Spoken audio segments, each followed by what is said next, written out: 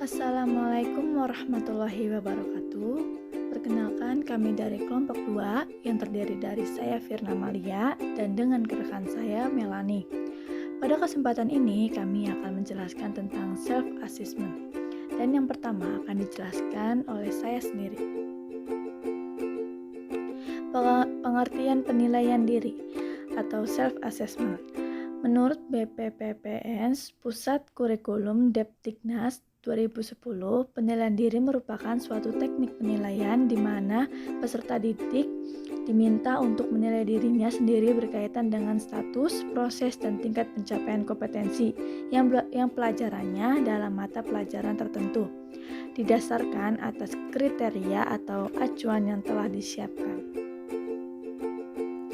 Adapun menurut Kunandar 2012, penilaian diri merupakan suatu teknik penilaian dengan cara meminta peserta didik untuk mengemukakan kelebihan dan kekurangan dirinya dalam konteks kompetensi sikap, baik sikap spiritual maupun sikap sosial.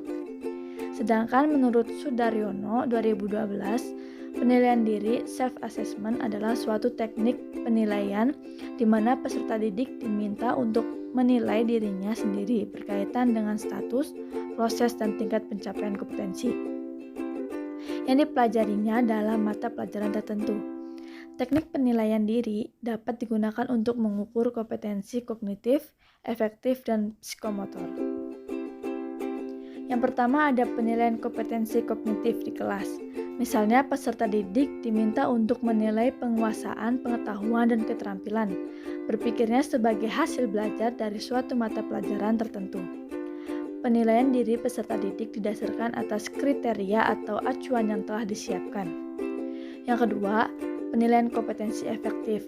Misalnya, peserta didik dapat diminta membuat tulisan yang memuat curahan perasaannya terhadap suatu objek tertentu. Selanjutnya, peserta didik diminta untuk melakukan penilaian berdasarkan kriteria atau acuan yang telah disiapkan. Yang ketiga ada berkaitan dengan penilaian kompetensi psikomotorik.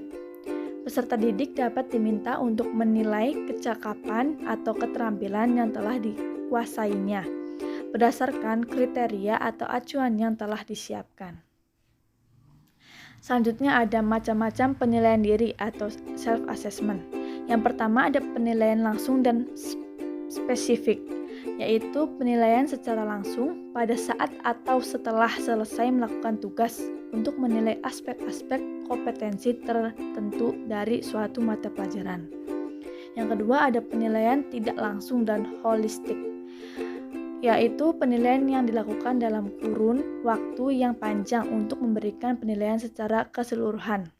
Yang ketiga, ada penilaian sosio-efektif, yaitu penilaian terhadap unsur-unsur efektif atau emosional Depdiknas 2010. Selanjutnya ada prinsip-prinsip dalam penilaian diri atau self-assessment. Yang pertama ada aspek-aspek yang mau dinilai oleh peserta didik melalui penilaian diri harus jelas. Yang kedua ada menentukan dan menetapkan cara dan prosedur yang digunakan dalam penilaian diri.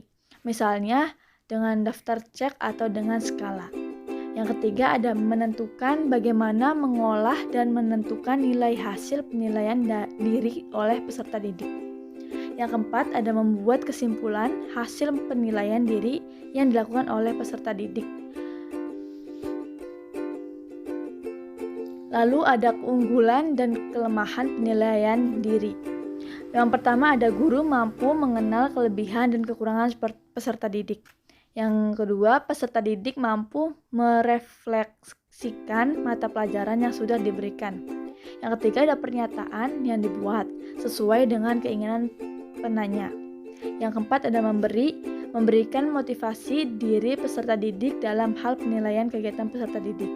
Yang kelima ada peserta didik lebih aktif dan berpartisipasi dalam proses pembelajaran. Yang keenam ada dapat digunakan untuk acuan menyusun bahan ajar mengetahui standar input peserta didik yang akan kita ajar. Yang ketujuh, ada peserta didik dapat mengukur kemampuan dalam mengikuti pelajaran. Peserta didik dapat mengetahui ketuntasan pelajarnya. Yang kedelapan, ada melatih kemandirian peserta didik. Yang kesembilan, ada peserta didik mengetahui bagian yang harus diperbaiki. Yang kesepuluh, yaitu peserta didik memahami kemampuan dirinya. Pengertian pendidikan karakter. Karakter merupakan titian ilmu pengetahuan dan keterampilan. Pengetahuan tanpa landasan kepribadian yang benar akan menyesatkan, dan keterampilan tanpa kesadaran diri akan menghancurkan. Karakter itu akan membentuk motivasi yang dibentuk dengan metode dan proses yang bermartabat, mengemukakan bahwa karakter adalah ciri khas yang dimiliki oleh suatu benda atau individu. Tujuan pendidikan karakter.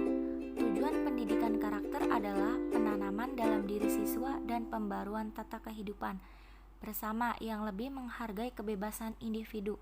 Yang pertama, menguatkan dan mengembangkan nilai-nilai kehidupan yang dianggap penting dan perlu sehingga menjadi kepribadian atau kepemilikan peserta didik yang khas sebagaimana nilai-nilai yang dikembangkan. Yang kedua, mengoreksi perilaku peserta didik yang tidak berkesesuaian dengan nilai-nilai yang dikembangkan oleh sekolah. Yang ketiga, membangun koneksi yang harmoni dengan keluarga dan masyarakat dalam memerankan tanggung jawab pendidikan karakter secara bersama. Nilai-nilai karakter. Yang pertama, religius, yakni ketaatan dan kepatuhan dalam memahami dan melaksanakan ajaran agama atau aliran kepercayaan yang dianut. Termasuk dalam hal ini adalah sikap toleransi terhadap pelaksanaan ibadah agama atau aliran kepercayaan lain seperti hidup rukun dan berdampingan. Yang kedua, jujur, yakni sikap yang perilaku yang mencerminkan kesatuan antara pengetahuan, perkataan, dan perbuatan. Mengetahui yang benar, mengatakan yang benar, dan melakukan yang benar, sehingga menjadikan orang yang bersangkutan sebagai pribadi yang dapat dipercaya. Selanjutnya yang ketiga, toleransi, yakni sikap dan perilaku yang mencerminkan penghargaan terhadap perbedaan agama, aliran kepercayaan, suku, adat, bahasa, ras, etnis, dan pendapat, dan hal-hal lain yang berbeda dengan dirinya secara sadar dan terbuka, serta dapat hidup tenang di tengah perbedaan tersebut. Yang keempat, disiplin, yakni kebiasaan dan tindakan yang konsisten terhadap segala bentuk peraturan atau tata tertib yang berlaku. Yang kelima, kerja keras, yakni perilaku yang menunjukkan upaya secara sungguh-sungguh atau berjuang hingga titik darah penghabisan dalam menyelesaikan berbagai tugas, permasalahan, pekerjaan, dan lain-lain dengan sebaik-baiknya. Selanjutnya yang keenam, kreatif, yakni sikap dan perilaku yang mencerminkan inovasi dalam berbagai segi dalam memecahkan masalah, sehingga selalu menemukan cara-cara baru, bahkan hasil-hasil baru yang lebih baik dari sebelumnya. Yang ketujuh, mandiri, yakni sikap dan perilaku yang tidak tergantung pada orang lain dalam menyelesaikan berbagai tugas maupun persoalan. Namun hal ini bukan berarti tidak boleh kerjasama secara kolaboratif, melainkan tidak boleh melemparkan tugas dan tanggung jawab kepada orang lain. Yang kedelapan, demokratis, yakni sikap dan cara berpikir yang mencerminkan persamaan hak dan kewajiban secara adil dan merata antara dirinya dengan orang lain. Yang kesembilan, rasa ingin tahu, yakni cara berpikir, sikap, dan perilaku yang mencerminkan penasaran dan keingintahuan terhadap segala hal yang dilihat, didengar, dan dipelajari secara lebih mendalam.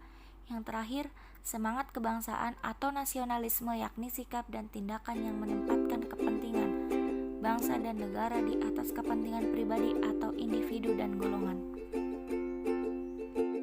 Sekian dari kelompok kami, kurang lebihnya mohon maaf. Billahi taufiq wal hidayah. Wassalamualaikum warahmatullahi wabarakatuh.